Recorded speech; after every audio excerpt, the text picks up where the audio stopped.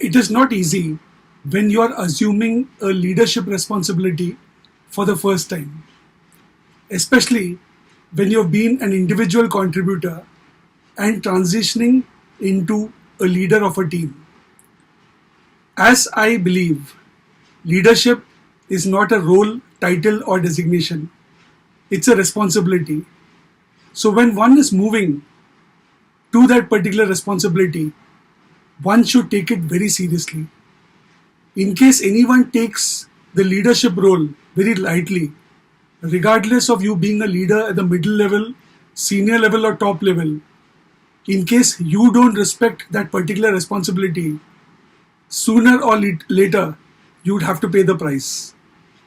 So understand that right from the start of you taking up that particular responsibility, you will have to understand that what you've got is something very few people or a comparatively lower proportion of people across workplaces have. And you have to count your blessings for that. And you also need to realize that it's leadership and your strong skill development and development of your capability as an inspirational leader that would allow you or possibly be a catalyst in you growing up the ranks. So it's very vital, regardless of the level in hierarchy that you are, if you've got the ability to lead, definitely that's going to be an extra arsenal in your ammunition and enable you to climb up the ladder quickly and seamlessly. So when you're transitioning into a leadership role, what is it that you will need to do? So sharing 7 action points for any individual who would be transitioning or has recently transitioned from an individual contributor role to that of a leader of a team. The first point is listen and learn. When you take charge of a particular team, what you'll need to do is listen to people around you. Of course, you may decide what you assess is right. However, listening and understanding is going to be extremely vital. You also need to learn as much as possible. The humility to learn is going to be extremely vital. Because if you presume and assume that you know everything, that by itself is going to lead to your downfall. So the first action point is listen and learn, which is vital. The second point is going to be lead by example. So when I talk of lead by example, I'm sure all of us want our team members to behave in a certain way. We require our team members to be disciplined, to turn up for meetings or at work on time, and do all the tasks diligently. So it's good to always have this thought pertaining to your team members. However, what's even more important is us practicing it by ourselves. So it's going to be extremely vital that one leads by example, because if one leads by example, that's what the team members are also going to do. So what you as a leader play, your team members would replay. The next point is clarify your expectations.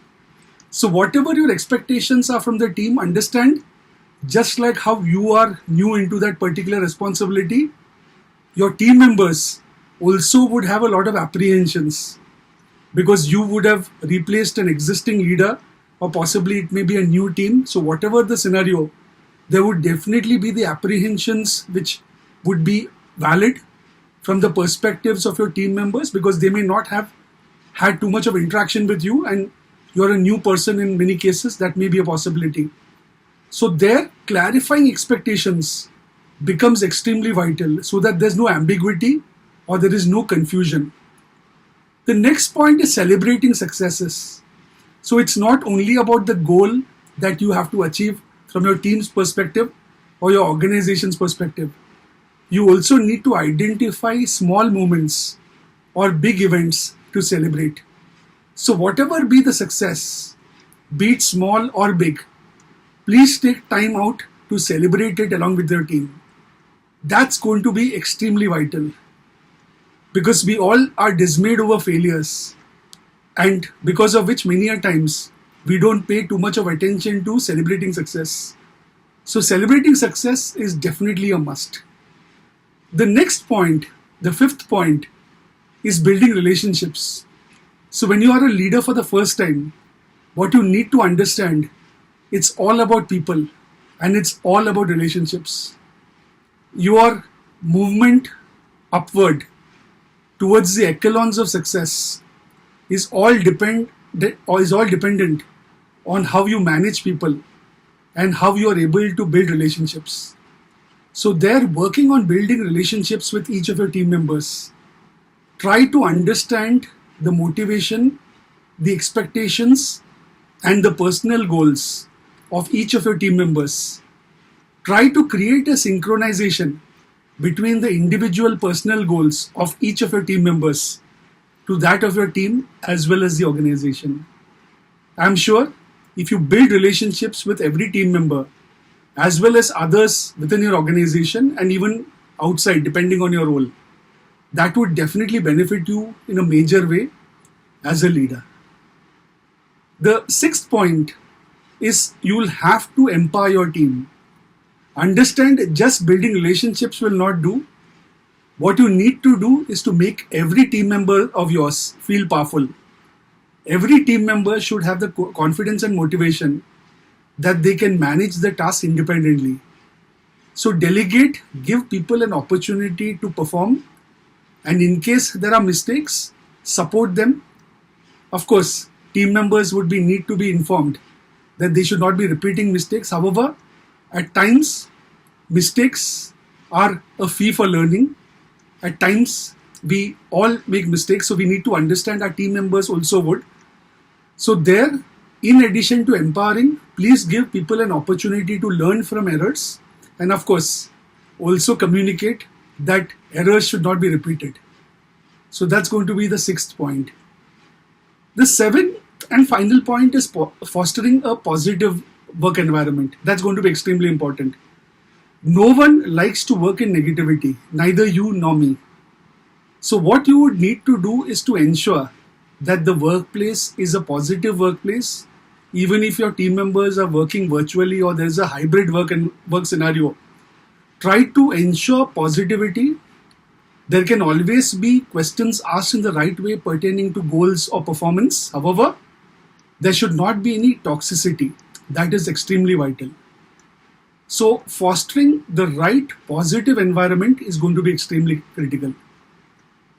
So these are the 7 action points which every leader who is assuming the responsibility or being bestowed upon the responsibility for the first time should bear in perspective.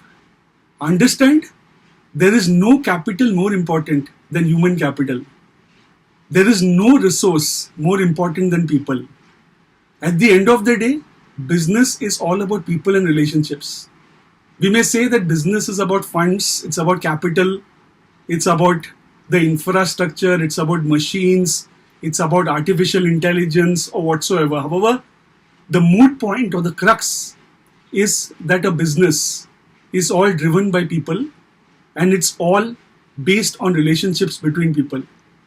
So understand, when you're a leader, you'll have to pay a huge emphasis or put a due emphasis on these 2 points, which is people or the human capital and the relationships.